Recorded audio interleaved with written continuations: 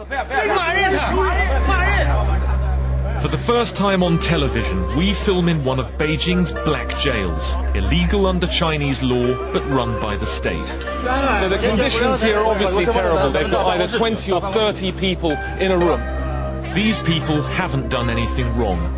Their crime was to complain about abuses they've suffered. The authorities dismiss them as troublemakers and want them swept off the streets. But these people say they've been beaten. Are you beating people? Are you torturing people? In 2008, Beijing will host the Olympic Games, and China doesn't want any unhappy faces to spoil the show. This is the Beijing China's communist leadership doesn't want you to see.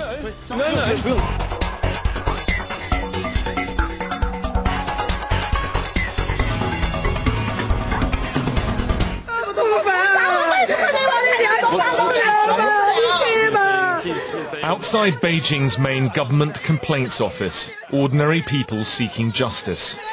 Their cases are a profile of everyday human rights abuses across China. By law, they can come here to petition if they feel their cases haven't been properly heard. But nobody was listening. All of these people are explaining their petitions, and what they say is the inability that they have to get their petitions heard. Security guards surrounded us and demanded to see our papers. J2. Our translator has just been called a traitor for bringing us to this office here. The authorities feel decidedly uncomfortable if there's any form of discontent expressed on the streets of Beijing. And as a result, they feel deeply embarrassed. This is not the Beijing that they want to have displayed to the world. The guards tried to stop us from filming, as all around us people loudly complained at their treatment.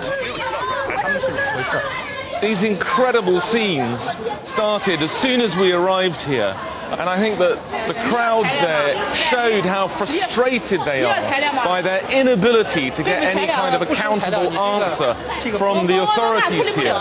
This is the end point for them. They've exhausted the options of local courts, the municipal authorities, and now they've arrived here in Beijing, sometimes thousands of miles from where they live.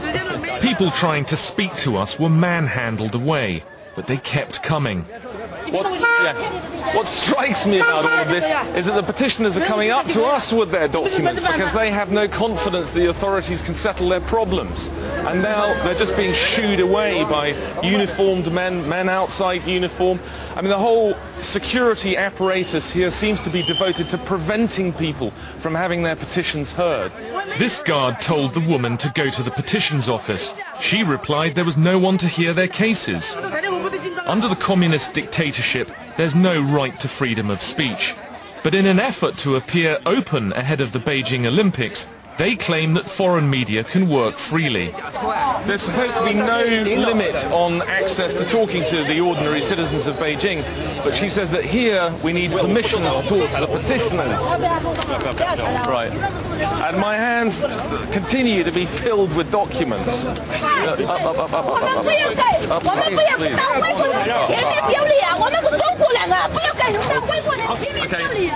What was incredible about that was that just merely our presence precipitated this this demonstration almost, and it just shows that the anger and frustration are just bubbling under the surface in China. People feel so helpless and frustrated that they're unable to express their discontent, and they're still following us down the street. Okay, sure. Yeah. My hands are now full of sad histories of injustices that they hope will be corrected here in Beijing.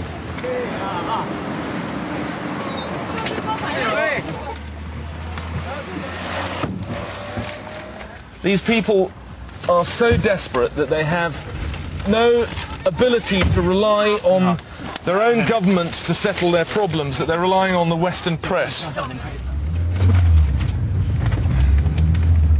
We heard petitioners were being swept off the streets in the countdown to the Olympics and a Congress of China's Communist Party. sight of unhappy petitioners is apparently bad for business. But we found them everywhere, like these ones sleeping rough in an underpass. Out came the petitions again, with outpourings of grief and tragic tales that point to widespread corruption.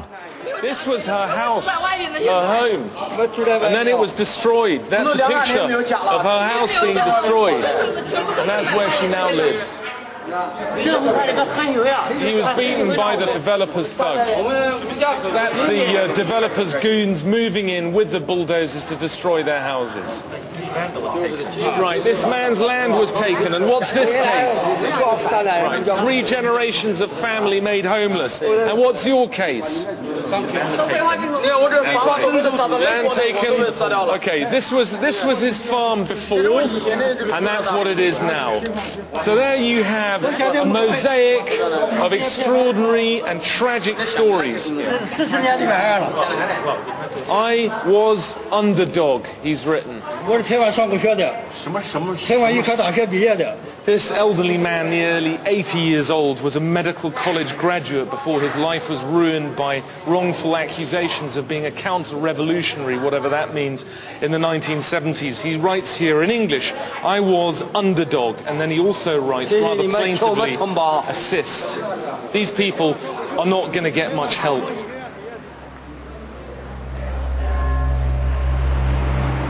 Beijing hopes the Olympics will advertise China as a modern, open, harmonious society, the new superpower.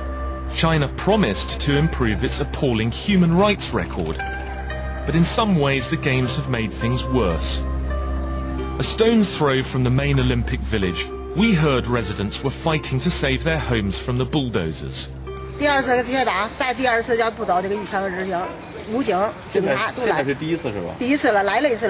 These residents are afraid of forced eviction from their homes here, right on the edge of the Olympic area.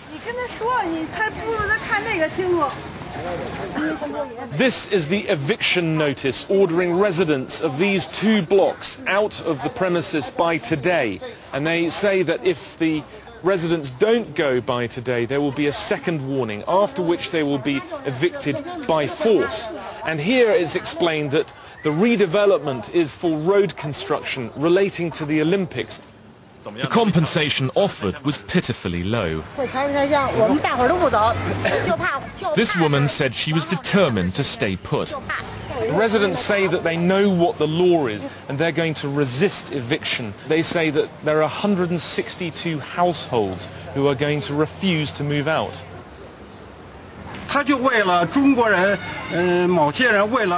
man said the Olympics were all for show.